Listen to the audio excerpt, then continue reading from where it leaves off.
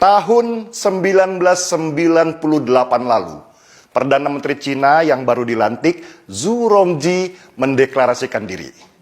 Berikan saya 100 peti mati, 99 buah akan saya kirim untuk para koruptor, dan 1 untuk saya sendiri kalau saya korupsi.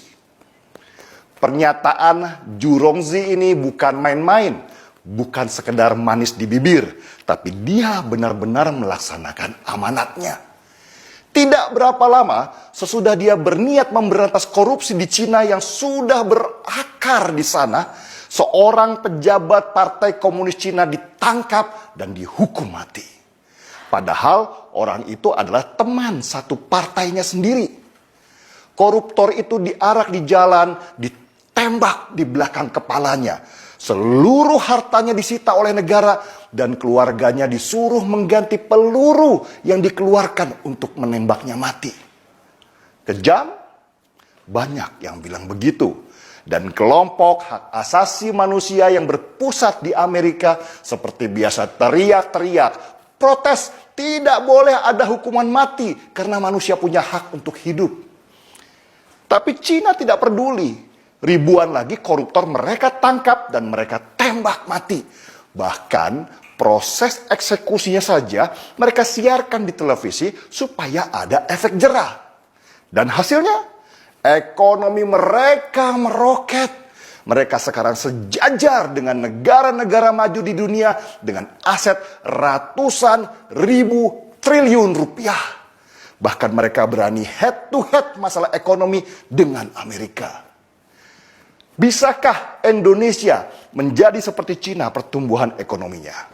Bisa, asal mau sedikit kejam, terutama pada koruptornya.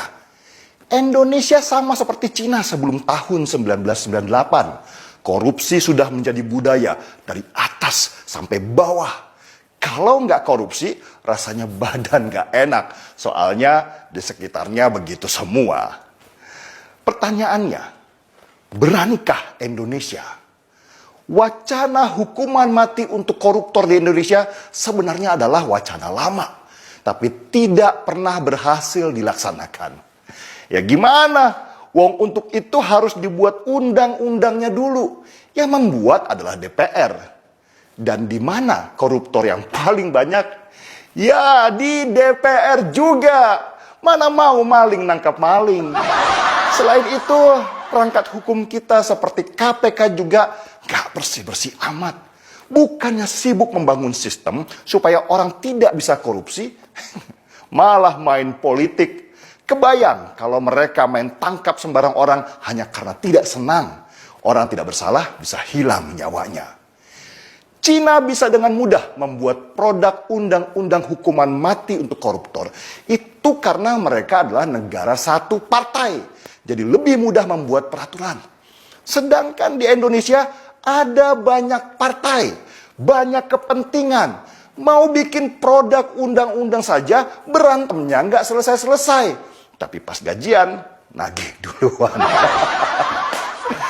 Para anggota DPR yang mayoritas dari partai itu punya konsep yang mirip-mirip Julius Caesar, Vini, Vidi, Vici. Kami datang, kami lihat, kami taklukkan. Tapi mereka modifikasi sedikit lah dengan kalimat, kami datang, kami absen, kami ngorok di ruangan, dan kami pulang.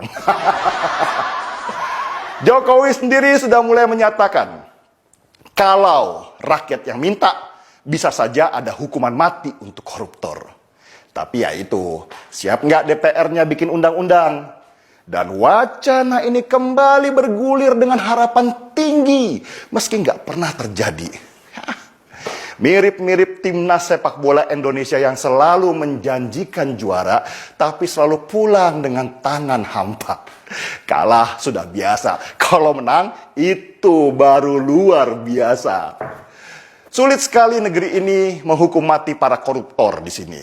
Bahkan Fadly Zon, petinggi Partai Gerindra, pernah tanpa malu-malu menyebut kalau korupsi itu oli pembangunan. Kalau nggak ada korupsi, negara nggak jalan. Nah loh, gimana mau bikin undang-undang? Mungkin hanya di Indonesia koruptor diperlakukan seperti raja. Dikasih baju kebesaran warna oranye, terus dadah-dadah di depan kamera dengan senyum lebar di wajah.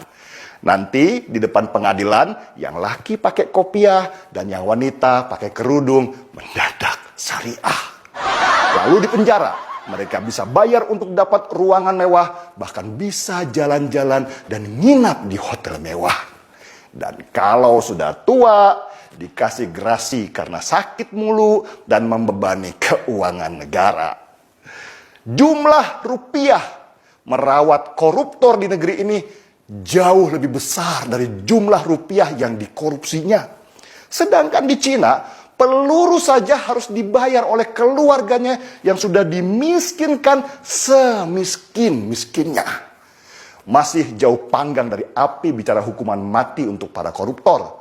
Jangankan melawan Cina, melawan negara kecil seperti Vietnam aja, kita masih kalah. Sedih kan? Marki Bong, mari kita seruput kopinya.